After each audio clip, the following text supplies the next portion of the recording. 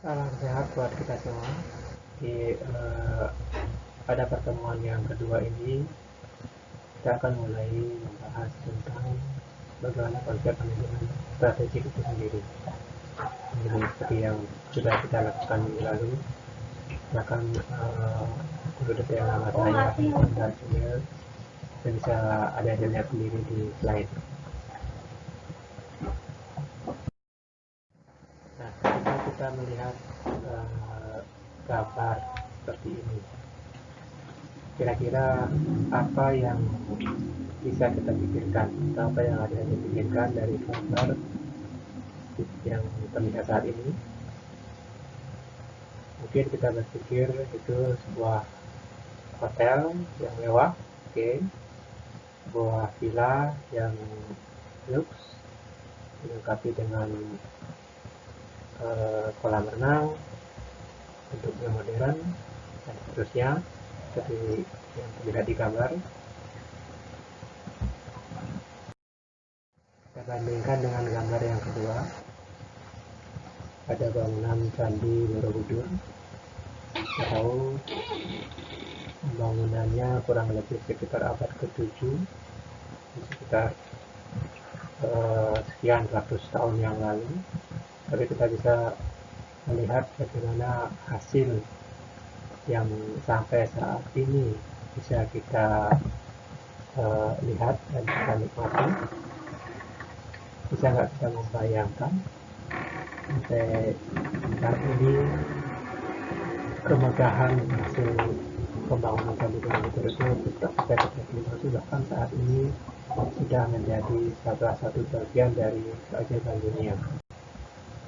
Kemudian di dalam atau di bagian dinding dari Candi Borobudur itu sendiri terdapat berbagai macam relief yang ditulis atau yang dibuat diukir secara detail, menceritakan gambar bagaimana perkembangan pada kerajaan dinasti Sailendra di abad ke-7 dan ke-8 itu. Bisa dibayangkan kalau kita bandingkan antara gambar yang pertama tadi kemudian dengan gambar Borobudur ini, kemudian kita bandingkan satu lagi dengan bangunan piramida besar yang ada di Mesir. Untuk pembangunannya sendiri itu memerlukan waktu kurang lebih sekitar 20 tahun. Kemudian pembangunannya itu sendiri dilakukan sekitar 2560 tahun sebelum Masehi. Jadi bayangkan betapa sudah lama sekali sebenarnya dunia ini, karena lebih dulu daripada Candi Borobudur. Namun dari perbandingan sekian gambar itu, pernah gak kita membayangkan sampai bisa terwujud bangunan seperti ini? Apa yang mereka lakukan? Bagaimana cara mereka mengelola sekian juta orang yang mungkin dikerahkan untuk membangun piramida ini selama 20 tahun? Kemudian apa yang mereka kira-kira lakukan sehingga mereka bisa mengkoordinasikan sekian juta orang tersebut untuk menyusun batu sedemikian rupa dengan bentuk sampai menjadi sebuah piramida seperti itu. Kemudian pernah nggak kita membayangkan bagaimana cara mereka mengelola selama 20 tahun tersebut kebutuhan yang diperlukan oleh orang-orang yang dipekerjakan untuk membangun piramida besar tersebut.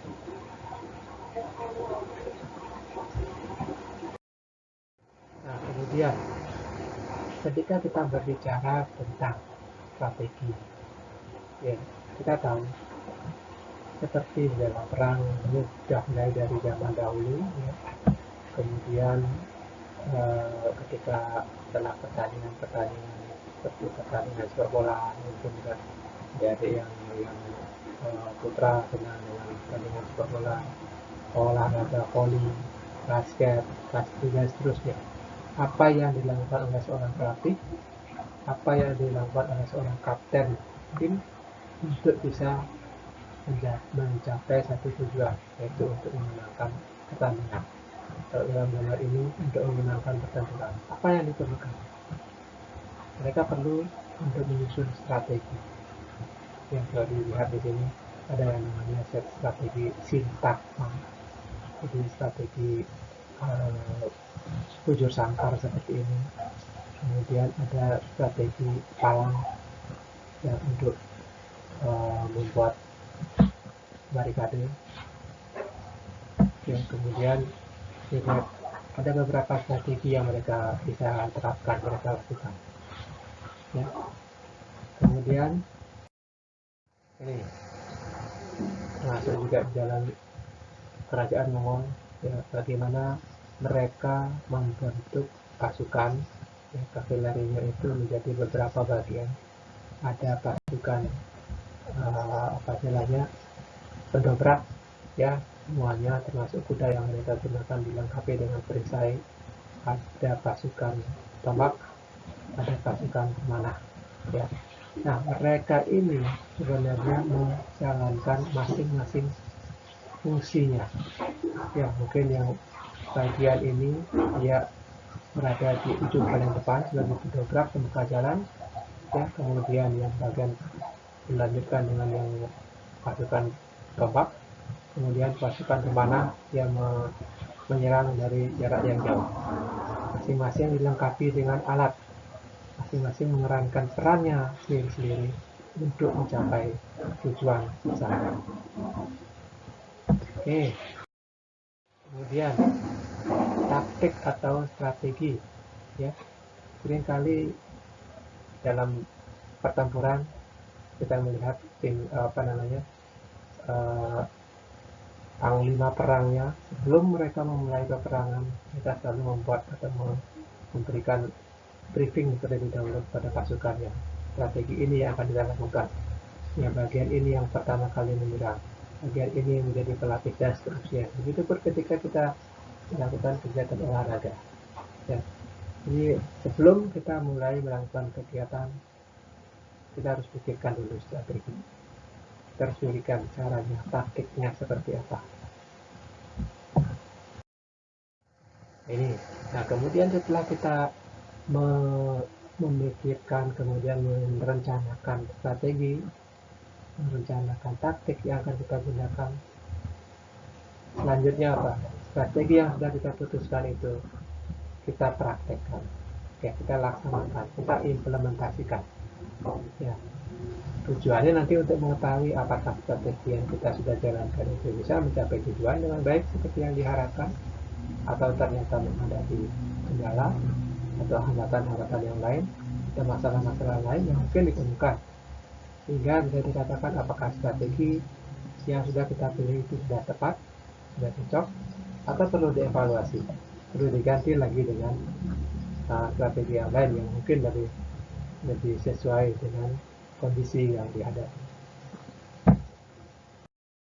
Contoh lagi yang saat ini mungkin adik-adik sering kali lihat, kalau kita lihat lambang M ini sederhana, tetapi dari kesederhanaannya ini orang gampang untuk mengingat, gampang populer. Itulah salah satu strategi.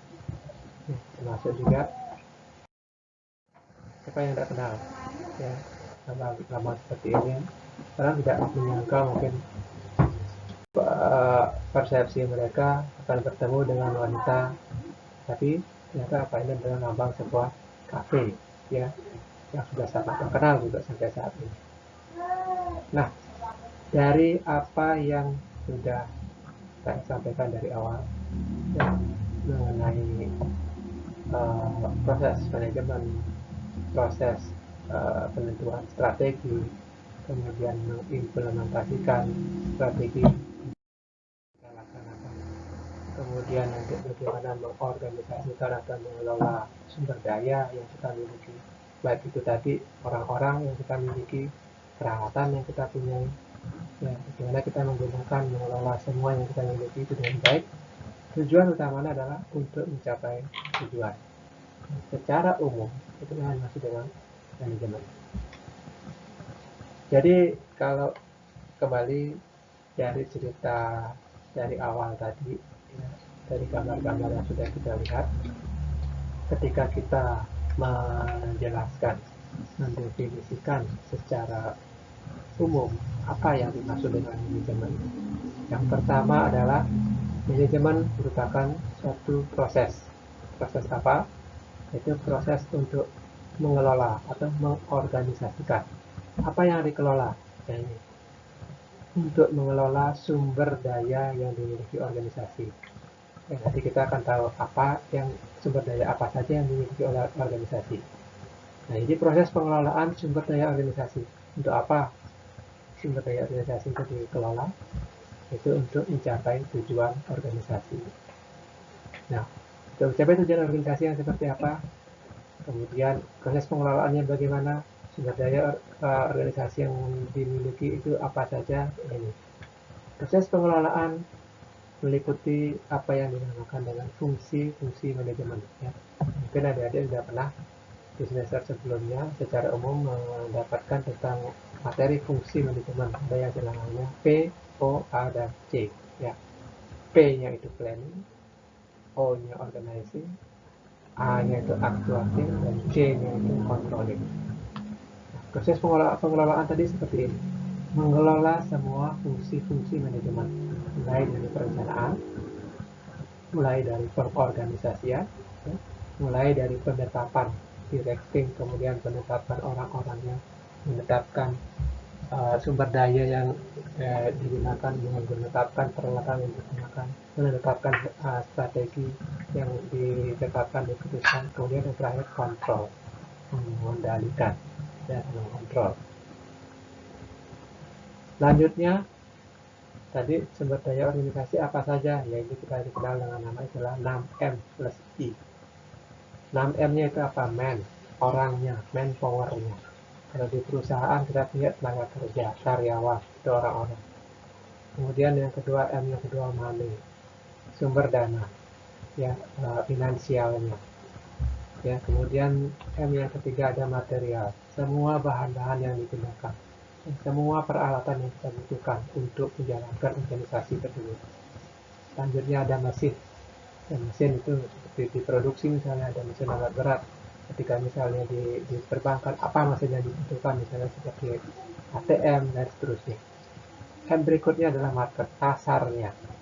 Ya, jadi ketika kita berada dalam satu perusahaan yang berorientasi kepada pemenuhan kebutuhan konsumen, jadi kita harus melihat pasarnya, siapa yang akan menjadi siapa yang membutuhkan atau siapa yang menjadi sasaran untuk target pasar kita.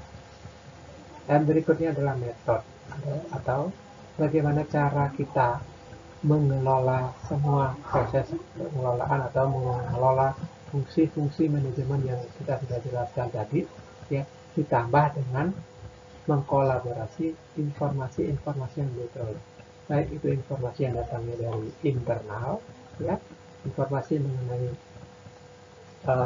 perusahaan kita, mengenai organisasi kita. Nanti kita akan berhubungan dengan apa saja kekuatan yang kita miliki, apa saja kelemahannya, itu informasi yang dari dalam. Kemudian ada informasi-informasi yang sifatnya dari eksternal atau dari luar. Ya, contohnya misalnya siapa saja saingan kita nanti, bagaimana konsep pasar kita nanti, konsumen kita memiliki perilaku seperti apa, dan seterusnya. Termasuk tantangan-tantangan apa yang akan kita hadapi ke depan. Nah, untuk mencapai tujuan yang seperti apa yang saya bilang tadi adalah untuk mencapai tujuan yang efektif dan efisien. Nah, itulah kurang lebih gambaran dari sebuah manajemen.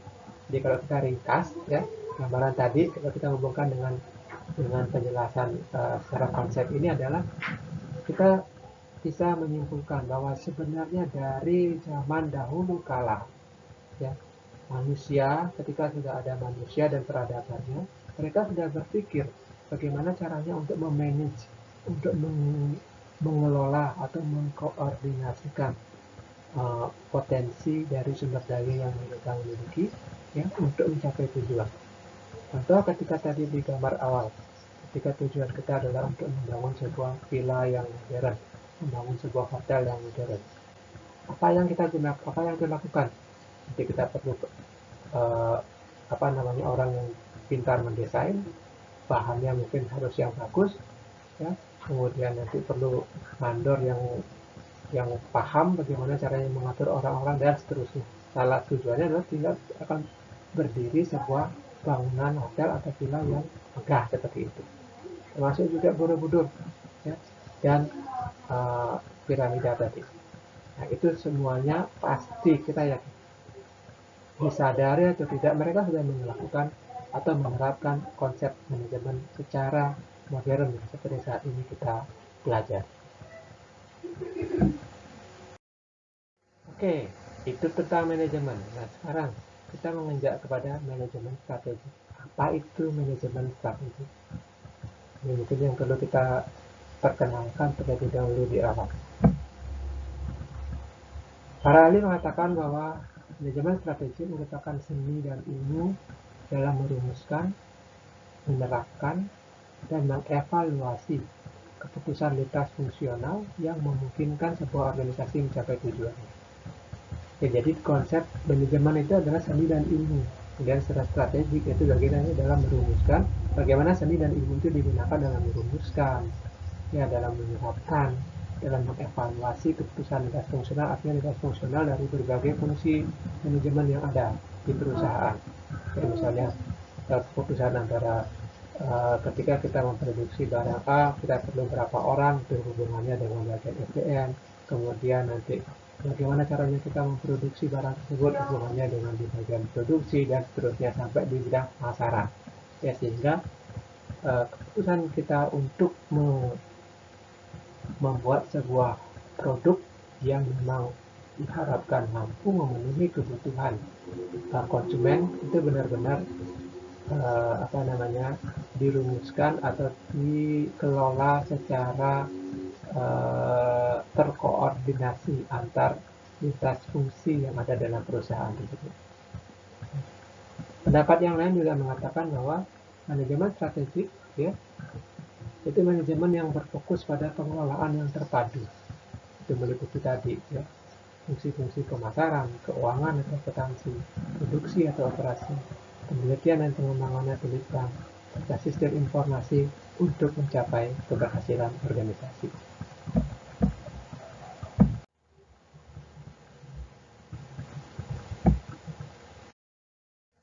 Nah, kalau kita lihat determinan dari tujuan perusahaan, ya, pada umumnya kalau kita mulai dari yang bagian kanan ini, tujuan perusahaan ini adalah perusahaan pada dasarnya adalah apa? Untuk mendapatkan laba atau keuntungan. Kemudian yang kedua, peningkatan harga saham. Yang ketiga, peningkatan penjualan. Dan yang keempat adalah pertumbuhan atau keberlangsungan hidup dari perusahaan. Artinya perusahaan tidak stuck hanya pada satu tingkat atau level tertentu saja, tapi mereka selalu ingin berkembang, ya, ingin bertumbuh, itu namanya keberlangsungan hidup. Nah, ketika sebuah perusahaan atau organisasi ingin mencapai tujuannya seperti ini, ya, maka yang perlu pertama kali diperhatikan oleh perusahaan tersebut adalah mengetahui kedua faktor yang sangat memegang peran penting dalam mencapai tujuan perusahaan itu. Ada dua faktor, yaitu faktor-faktor eksternal dan faktor-faktor internal. Ya, faktor-faktor eksternal meliputi ya lingkungan industri. Industrinya nanti akan seperti apa saja, sudah nanti akan dilakukan industri ini lebih menyangkut kepada saingan yang sudah ada, kemudian jumlah produk yang sudah ada di pasar, jumlah perusahaan sejenis yang sudah ada di pasar, yaitu lingkungan industri. Kemudian juga lingkungan makro secara umum, bagaimana lingkungan ekonomi suatu daerah, suatu negara, bagaimana dengan perkembangan teknologi yang digunakan, kondisi politik, hukum, kemudian kependudukan atau demografi, sosial budaya, itu semuanya termasuk dalam faktor eksternal. Sedangkan faktor internal adalah faktor yang dimiliki di dalam perusahaan itu sendiri. Ya, ini semuanya fungsi-fungsi manajemen yang ada di dalam perusahaan. Contohnya seperti bagaimana nanti sistem pemasarannya, bagaimana mengelola keuangannya, proses produksinya nanti akan seperti apa, bagaimana mengelola SDM yang dimiliki, bagaimana untuk sistem pengembangan dan penelitiannya nanti, sistem informasi manajemen, serta budaya perusahaan dan yang lainnya yang ada di dalam perusahaan. Nah, kedua faktor inilah yang memiliki peranan penting dalam pencapaian tujuan perusahaan.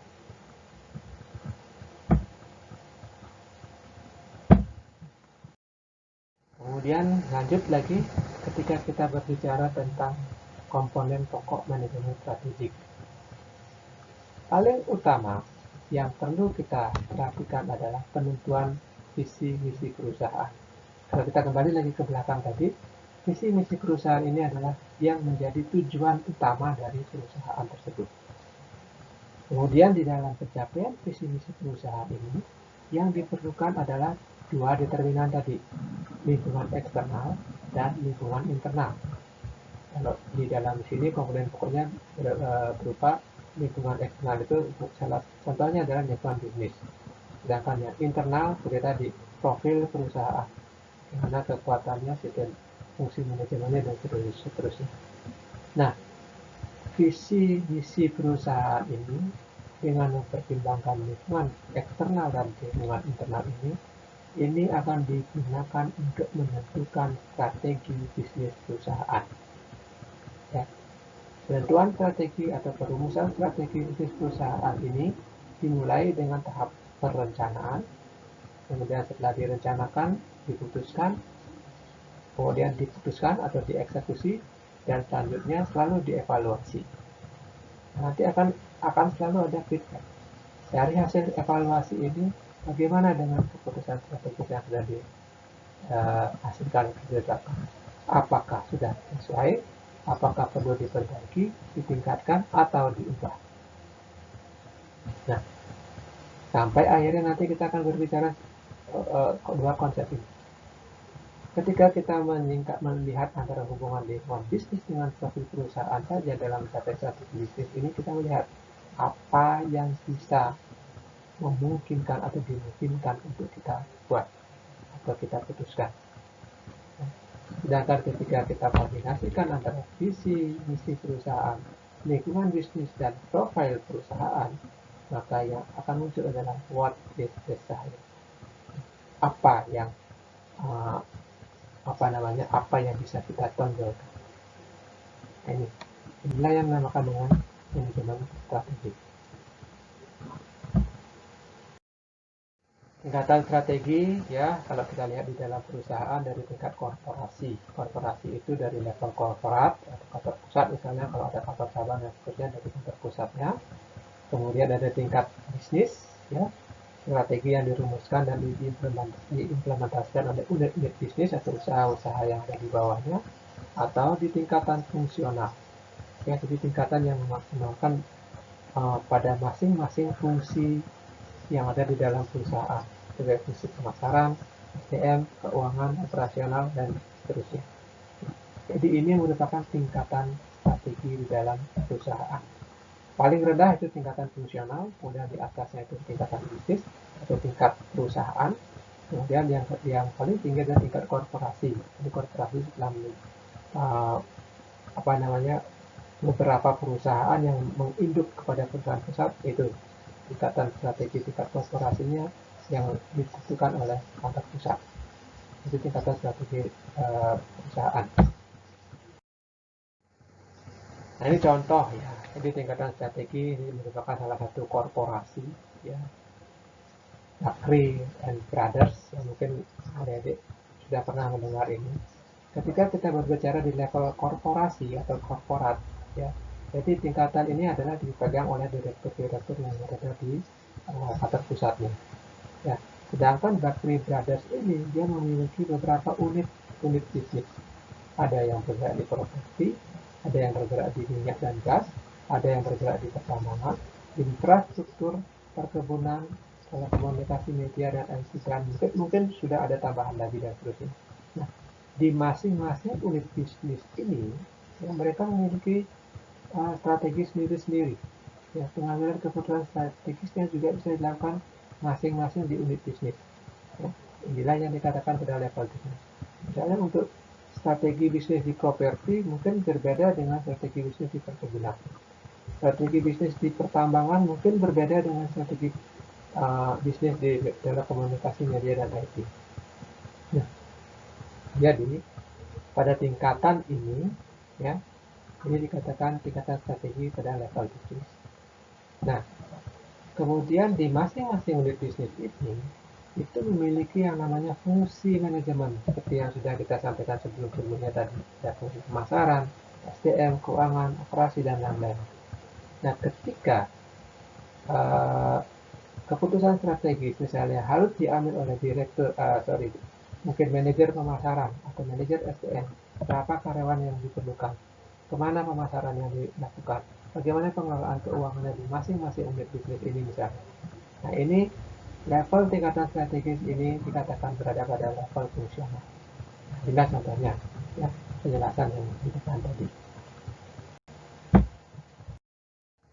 Nah, kemudian kalau kita berbicara lagi tentang manajemen strategik ini, nanti kita akan berbicara secara umum adalah 3 tingkatan proses atau stage proses ini. Ya. Yang pertama adanya formulasi, bagaimana kita memformulasikan strategi, merumuskan strategi. Kemudian yang kedua, mengimplementasikan strategi tersebut. Ya.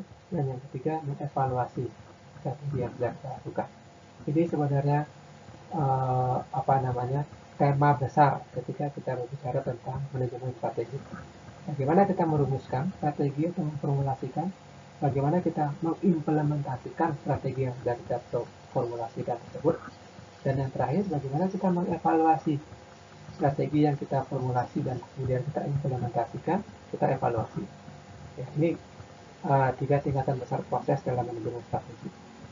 Kalau kita lihat nanti masing-masing bagiannya, di strategi formulasi itu mulai dari bagaimana merumuskan visi dan misi, bagaimana kita menilai tantangan dan peluang yang ada, bagaimana kita menilai atau mengevaluasi kekuatan dan kelemahan kita, bagaimana kita menentukan tujuan jangka panjang, bagaimana kita menentukan strategi-strategi alternatif, dan bagaimana kita melakukan pemilihan strategi yang kita sudah formulasikan.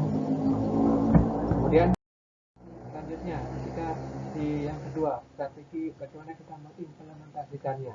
Nanti kita akan belajar ini. Ya. Implementasinya mungkin kita bisa lihat dari pencapaian tujuan-tujuan secara tahunan misalnya.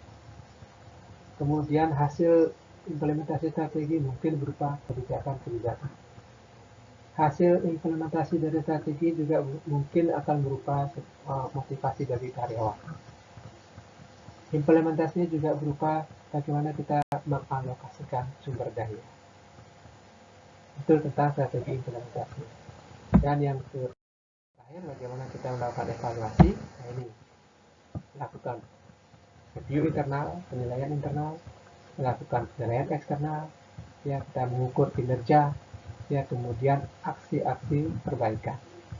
Nah, semuanya inilah yang akan nanti kita pelajari selama 1 semester.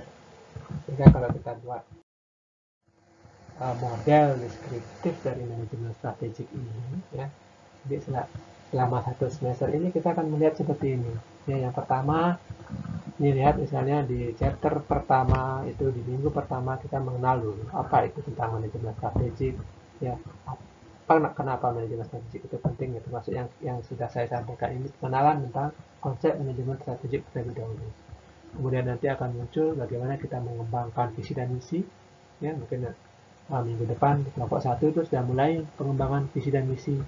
Kemudian nanti ada bagaimana kita melakukan audit eksternal, melakukan evaluasi internal, kemudian audit internal, ya. Selanjutnya bagaimana kita menetapkan tujuan jangka panjang. Kemudian di sini kita bagaimana merumuskan atau mengenerate atau mencari alternatif strategi yang mungkin bisa kita terapkan, mungkin bisa kita putuskan. Kemudian selanjutnya kita mengimplementasikan, ya, implementasi dari strategi-strategi tersebut di dalam fungsi-fungsi manajemen. Ya, contohnya misalnya ketika mengimplementasikan di marketing, finance, akuntansi, research and development, dan seterusnya. Setelah kita implementasikan, kita evaluasi. Ya, ini terukur dan evaluasi kinerja dari perusahaan setelah mengimplementasikan semua ini. Nah, inilah yang nanti akan kita pelajari secara garis besar dalam mempelajari konsep dari manajemen strategik. Nah, itu kurang lebih materi yang bisa saya sampaikan di permulaan ini mengenai konsep dasar dari manajemen strategik. Ya. Nanti setelah ini kita bisa berdiskusi, ya, mungkin nanti ada pertanyaan, ada tanggapan dari adik-adik semua, ya, ada hal-hal mungkin yang masih kurang dipahami dari penjelasan saya tadi, kita diskusi dengan gunakan media Google Classroom. Ya, mungkin nanti sambil diskusi juga saya akan berikan beberapa kasus yang nanti mungkin bisa ditanggapi dan dijawab juga oleh adik-adik semua nanti. Ya. Dan demikian dulu penjelasan saya untuk materi di pokok bahasan yang pertama dan kedua ini. Ya, nanti kita akan lanjutkan diskusinya di Google Classroom. Terima kasih. Selamat untuk berdiskusi.